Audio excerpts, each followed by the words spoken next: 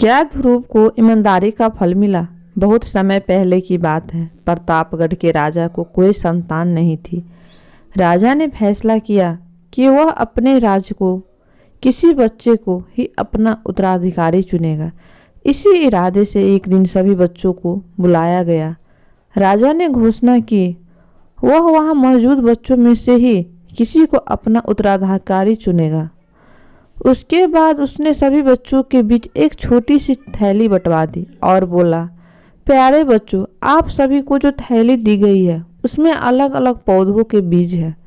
हर बच्चों को सिर्फ एक ही बीज दिया गया है। आपको इसे अपने घर ले जाकर एक गमले में लगाना है। 6 महीने बाद हम फिर यहाँ इकट्ठा होंगे और उस समय मैं फैसला करूँगा कि मेरे बाद प्रतापगढ़ का अगला शासक कौन होगा। उन्हीं लड़कों में ध्रुव नाम का भी एक लड़का था। बाकी बच्चों की तरह वह भी बीज लेकर खुशी खुशी अपने घर वापस पहुंच गया। माँ की मदद से उसने एक गमला चुना और उसमें और अच्छे से उसकी देखभाल करता। दिन बीतने लगे, पर हफ्ते 2 हफ्ते बाद भी ध्रुव के गमले में पौधों का कोई नामो निशान नहीं था। वही अब आसपास के कुछ बच्चों के गमले में उपज दिखने लगी थी। ध्रुव ने सोचा कि हो सकता है उसका बीज कुछ अलग हो और कुछ दिनों बाद उसमें से कुछ निकले, और ऐसा सोचकर वह पूरी लगन से गमले की देखभाल करता रहा। पर 3 महीने बीत जाने पर भी उसका गमला खाली था। वही दूसरी और बाकी बच्चों के गमले में अच्छे खासे पौधे उग गए थे। कुछ में तो फल फूल भी दिखाई देने लगे थे। ध्रुव का खाली गमला देख सभी उसका मजाक बनाते और उस पर हंसते। यहाँ तक कि कुछ बड़े बुजुर्ग भी उसे बेकार में मेहनत करने से मना करते, पर बावजूद इसके ध्रुव ने हार नहीं मानी और लगातार गमले की देखभाल करता रहा।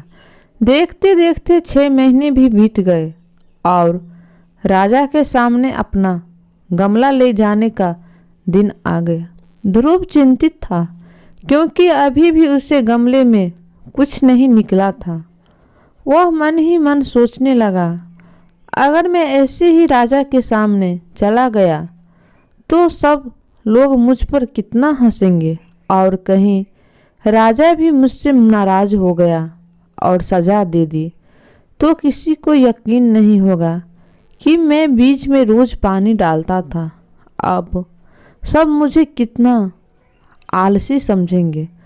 माँ ध्रुव की परेशानी समझ रही थी। उसने ध्रुव की आंखों में आंखें डालकर कहा, नतीजा जो कुछ भी हो, तुम्हें राजा को उसका दिया हुआ बीज लौटाना ही चाहिए। तय दिन सभी बच्चे राजमहल के मैदान में इकट्ठा हो गए। वहाँ एक से बढ़कर एक पौधों का अंबार लगा था। रंग बिरंगे फूलों की खुशबू से पूरा महल सुगंधित हो गया था। ध्रुव का खाली गमला देख बाकी बच्चे उसका मजाक उड़ा रहे थे कि तभी राजा के आने की घोषणा हुई। सभी बच्चों शांति से अपनी अपनी जगह खड़े हो गए। सबके अंदर बस एक ही प्रश्न चल रहा था कि कौन बनेगा राजा। राजा बच्चों के बीच से होकर आगे बढ़ने लगे। वो जहाँ से भी गुजरते बच्चे तनकर खड़े हो जाते और अपने आप को योग्य उत्तराधिकारी साबित करने की कोशिश करते। तमाम खूबसूरत पौधों को देखने के बाद राजा की नज़र ध्रुव पर पड़ी। क्या हुआ? तुम्हारा गमला खाली क्यों है? राजा ने पूछा। जी, मैं रोज इसमें पानी डालता था, धूप दिखाता था। 6 महीने तक मैंने इसकी पूरी देखभाल की, पर फिर भी इसमें से पौधा नहीं निकला। ध्रुव कुछ हिचकिचाहट से के साथ बोला। राजा बाकी गमलों को देखने के लिए आगे बढ़ गया और जब सभी गमले देखने के बाद उसने बच्चों को संबोधित किया, आप लोगों ने खुद को साबित करने के लिए कड़ी से कड़ी मेहनत की। ज़्यादातर लोग किसी भी कीमत पर राजा बनना चाहते थे, लेकिन एक लड़का है जो यहाँ खाली हाथ ही चला आया। ध्रुव, तुम यहाँ मेरे पास आओ। सबके सामने इस तरह बुलाया जाना ध्रुव को कुछ अजीब लगा।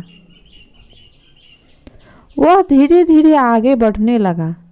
जैसे ही राजा ने उसका गमला उठाकर बाकी बच्चों को दिखाया, सभी हंसने लगे। शांत हो जाइए, राजा ने ऊंची आवाज में कहा। 6 महीने पहले मैंने आपको जो बीज दिए थे और अपने अपने पौधों के साथ आने को कहा था, मैंने आपको जो बीज दिए थे वो बंजर थे। आप चाहे उसकी जितनी भी देखभाल करते, उसमें से कुछ नहीं निकलता। लेकिन अफसोस है कि आप सबके बीच में बस एक ध्रुव ही है जो खाली हाथ यहाँ उपस्थित हुआ है। आप सबको उससे सीखना चाहिए। पहले तो उसने ईमानदारी दिखाई कि और लोगों की तरह बीज में से कुछ न निकले पर दूसरा बीज नहीं लगाया, और उसके बाद खाली गमलों के साथ यहाँ आने का साहस दिखाया, ये जानते हुए भी कि लोग उस पर कितना हंसेंगे, उसे कितना अपमानित होना पड़ेगा। मैं घोषणा करता हूँ कि ध्रुव ही प्रतापगढ़ का अगला राजा होगा। यही उसकी ईमानदारी का फल है। दोस्तों, तो हमें ईमानदारी से ही काम करना चाहिए।